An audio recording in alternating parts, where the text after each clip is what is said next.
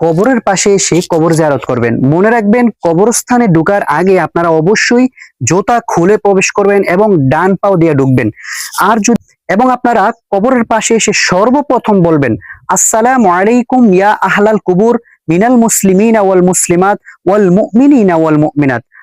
অতঃপর আপনারা সর্বপ্রথম সূরাতুল ফাতিহা একবার পাঠ করবেন। সূরাতুল ফাতিহা একবার পাঠ করবেন। অতঃপর সূরাতুল ইখলাস 3 বার পাঠ করবেন, সূরাতুত তাকাসুর একবার পাঠ করবেন, সূরা আলাম নাশরাহ একবার পাঠ করবেন।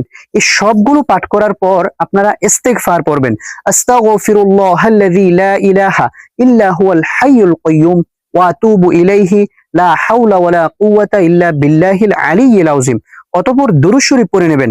আল্লাহুম্মা সাল্লি আলা সাইয়্যিদিনা ওয়া নাবিয়্যিনা ওয়া শাফিয়্যিনা ওয়া হাবিবানা ওয়া মাওলানা মুহাম্মদ সাল্লাল্লাহু আলাইহি ওয়া আলা আলিহি ওয়া আসহাবিহি ওয়া বারাকা ওয়া সাল্লিম। প্রিয় দর্শক, এই কবরস্থানে আপনার মা, বাবা, দাদা, দাদি যারাই আছে তাদের জন্য মন উজাড় করে দোয়া করবেন।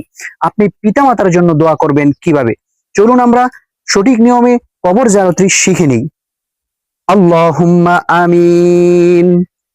ربنا ظلمنا أنفسنا وإن لم تغفر لنا وترحمنا لنكونن من الخاسرين। পিতামাতার জন্য বলবেন, রব্বির রহমহুমা কামা রব্বায়ানি সগীরা ওয়াকুর রব্বির রহমহুমা কামা রব্বায়ানি সগীরা। আত্মীয় স্বজন সকলের জন্য মন খুলে বাংলায় আপনি বলবেন, ইয়া রব্বাল আলামিন, এই কবরস্থানে আমার পিতা মাতা, দাদা দাদি, নানা নানি, আত্মীয় স্বজন, শ্বশুর শাশুড়ি যে যেখানে শায়িত প্রত্যেকের রূহ মুবারকে আজকের হাদিয়াগুলো পৌঁছায় দেন।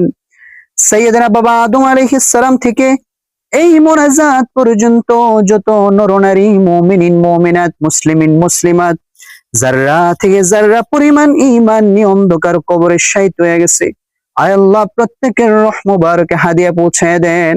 আপনার কত আত্মীয় স্বজন অন্ধকার কবরে, আত্মীয় স্বজনদের জন্য আপনি এরকম ভাবে দোয়া করতে থাকবেন এবং আপনার পিতামাতার জন্য বেশি বেশি রব্বির রহমহুমা কামা রব্বায়ানি সগীরা।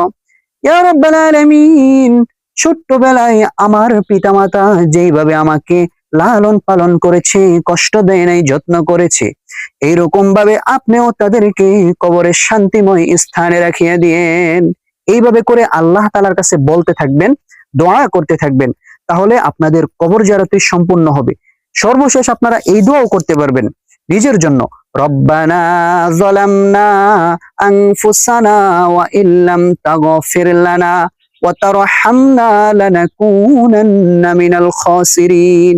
আবার দুনিয়া ও আখিরাতে শান্তি পাওয়ার জন্য এই দোয়া করবেন, রব্বানা আতিনা ফিদ দুনিয়া হাসানাতাও ওয়া ফিল আখিরাতি হাসানাতাও ওয়া কিনা আযাবান নার।